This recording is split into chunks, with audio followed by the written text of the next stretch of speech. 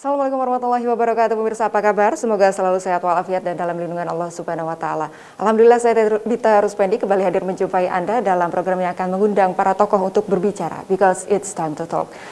Dan pemirsa, setelah melakukan PPKM mulai dari bulan Juli 2021, kasus penyebaran COVID-19 di Indonesia menjelang penghujung tahun 2021 ini mulai melandai. Pusat perbelanjaan, tempat wisata, hingga sekolah sudah mulai dibuka secara bertahap oleh pemerintah dengan penerapan protokol kesehatan yang ketat tentunya. Meski sudah melandai dan aktivitas masyarakat sudah mulai berangsur normal, namun jangan sampai kita lengah. Dan strategi utama apa yang akan digencarkan oleh pemerintah dalam penanggulangan pandemi COVID-19 ini? Apakah sudah cukup saja melalui testing, tracing, dan treatment? Dan kemudian bagaimana agar masyarakat tidak abai terhadap protokol kesehatan? Kali ini kita akan membahasnya bersama dua narasumber istimewa kita dengan tema COVID sudah melandai, jangan lengah. Kita sapa terlebih dahulu. Assalamualaikum Dr. Tauhid Nur Azhar, seorang peneliti imunologi. Sehat dokter? Malam. Selamat malam, sehat dokter? Alhamdulillah, baik. Alhamdulillah, nanti juga kita akan mengundang narasumber lainnya ya, Dr. Nurmala Hasanah selaku Kepala Seksi Surveillance dan Imunisasi Dinkes Karawang. Namun kita bersama Dr. Tauhid terlebih dahulu. Dokter, alhamdulillah ya, secara nasional tren kasus COVID-19 ini sudah menurun ini trennya. Menurut dokter sebagai ahli imunologi, bagaimana ini? Apa yang harus kita soroti terlebih dahulu atas turunnya tren kasus ini, dokter? Ya, memang alhamdulillah kondisi yang hari ini kita hadapi tentu sudah jauh lebih baik ya dibandingkan di mana masa-masa tingkat penularan masih sangat tinggi, positivity rate dari hasil testing cukup mengkhawatirkan ya di beberapa bulan yang terdahulu, demikian juga angka mortalitas ataupun angka fatalitas pada penderita kan cukup tinggi pada saat itu beberapa bulan terdahulu. Hari-hari ini kita mendapatkan satu kondisi di mana memang angka reproduktif dari penularan virus ini juga atau R0-nya juga sudah turun, lalu kemudian positivity rate-nya sudah di bawah 1% dan banyak juga daerah-daerah yang sudah memasuki zona hijau. Artinya memang ada sebuah kondisi yang menunjukkan terjadinya penurunan laju transmisi ataupun penularan. Nah, tentu saja ini harus digarisbawahi bahwa ada beberapa hal yang berkontribusi begitu ya, dalam pengertian ada kesadaran yang tumbuh di masyarakat, di mana penerapan prokes juga sudah menjadi semakin baik, tingkat disiplin juga kita lihat, kita mungkin belajar juga ya dari keadaan gitu. Lalu kemudian cakupan vaksinasi juga terus meningkat gitu ya, sehingga efek proteksi secara massal atau yang disebut dengan herd immunity mulai bisa kita lihat gitu ya, dampaknya, artinya dampak secara positif tentu saja. Dengan demikian kita juga mulai melihat adanya perubahan pola. Jadi seandainya saat ini masih ditemukan beberapa kejadian infeksi itu biasanya tanpa gejala ataupun gejala ringan. Terlebih di nakes sendiri sudah mulai ada booster, sudah mulai ada upaya untuk pemberian vaksin ketiga yang tentu saja memberikan efek proteksi lebih baik. Nah, ini tentu saja menunjukkan satu tren yang baik, tetapi tentu saja tetap dengan catatan bahwa keberadaan virus dengan berbagai variannya yang merupakan bentuk adaptasi secara biologis terhadap perubahan di kondisi lingkungan. Kan ketika kita vaksin, ketika kita prokes itu ya, potensi virus untuk menular itu juga menjadi semakin berkurang. Virus ini juga kemudian akan terseleksi gitu ya, di mana ada beberapa galur, beberapa varian yang mungkin bisa bertahan gitu karena kan adaptif gitu sifatnya. Sehingga nanti ini yang kita harus waspadai. Kan kemarin kita sudah cukup khawatir dengan keberadaan varian B1167.2 atau Delta. Kemudian ada beberapa varian of concern dan beberapa varian of interest, termasuk di dalamnya tuh ada yang sekarang varian Delta berikutnya ada AY.2 dan juga kemudian AY42 maaf, dan juga C12, kemudian ada yang kemarin varian of interest, misalkan beberapa yang ada di Brasil P1 dan selanjutnya.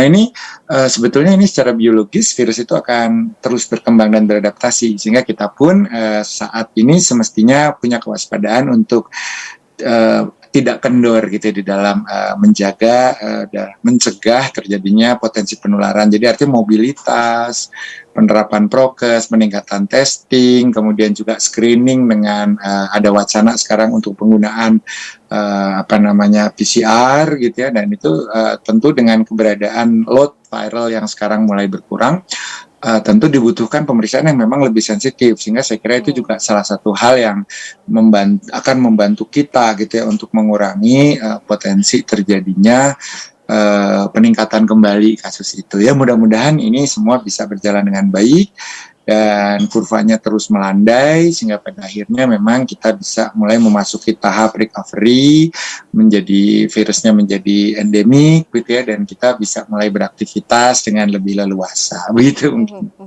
Kurang lebih itu adalah gambaran dari mutasi gen dari virus itu yang ditakutkan ya dokter ya. Tapi kita akan membahas lebih jauh nanti soal mutasi dari jenis vaksin atau virus itu sendiri. Saya ingin menyapa terlebih dahulu Dr. Nurmala Hasanah, sudah terhubung melalui sambungan virtual. Assalamualaikum Dr. Nurmala.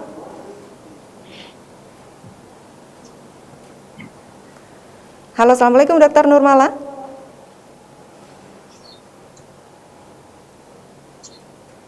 Baik, nampaknya masih ada kendala dalam sambungannya ya. Kita lanjutkan Dr. Tauhid. Tadi dokter menyebutkan yang patut kita waspadai adalah perubahan atau yang secara ilmiahnya disebut mutasi gen daripada virusnya itu sendiri ya.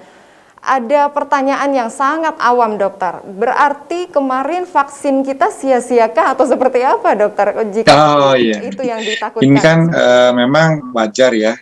Secara logika mungkin kita bertanya, vaksin didesain berdasarkan virus yang beredar yang menginfeksi di masa vaksin tersebut dibuat atau didevelop. Lalu ketika vaksinnya berubah ya nanti nggak mengenali lagi. Nah ini yang mungkin perlu dijelaskan kepada masyarakat bahwa pembuatan vaksin itu menggunakan recognition site atau tempat di mana proses pengenalan itu dicari yang paling ajak atau menggunakan beberapa lokasi antigen yang bisa dikenali, sehingga nanti apabila ada perubahan pada gennya tetap ada beberapa titik yang masih bisa dikenali. Jadi kalau kita lihat memang yang namanya mutasi juga terjadi pada protein spike yang kemudian kita kenal juga sebagai reseptor binding domain gitu ya, ketika dia melekat pada sel host itu sel penjamu, dia yang menjadi ujung tombak gitu. Nah ini kan paling mudah untuk dikenali, tetapi memang ada kemungkinan dia beradaptasi, dia berubah dan seterusnya. Nah tetapi penggunaan atau pembuatan vaksin itu menggunakan beberapa pola, di mana pola tersebut kalau kita lihat modelnya kan ada vaksin yang disebut dengan vaksin subunit atau rekombinan protein, ada yang menggunakan adenovirus, ada yang menggunakan mRNA, ada yang merupakan inactivated.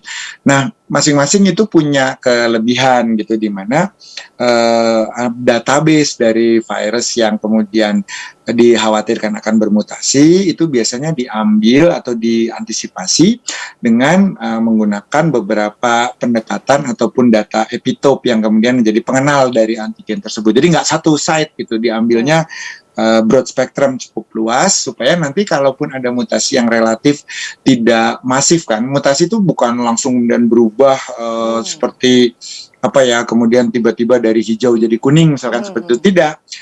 Mutasi itu pasti ada gradasinya, gradual, ada perubahan, bisa point of mutation, perubahan satu titik saja dari gennya atau frame shift yang agak besar dan selanjutnya.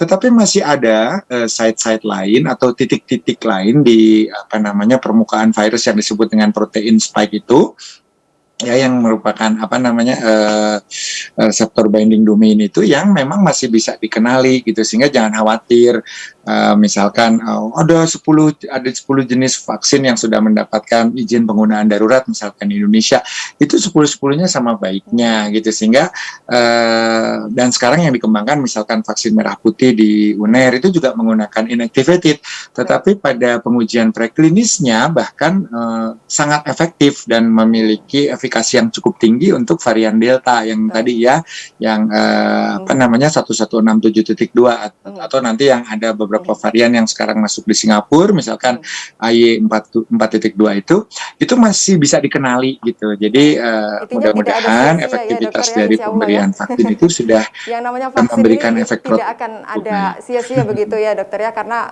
kerjanya vaksin itu tidak semena-mena dari merah berubah menjadi kuning seperti itu, tapi ada gradasinya. Nggak secepat itu. Dan di sejumlah masih negara bisa ini dokter dilindungi, ya saat ini insya Allah. telah mengalami kenaikan kasus COVID-19 di tengah tren di Indonesia ini sedang melandai, beberapa negara justru sedang mengalami kenaikan. Apakah akan terjadi juga di Indonesia? Dan kita akan bahasnya lebih jauh lagi. Usai jeda berikut, pemirsa tetaplah bersama kami di Time to Talk.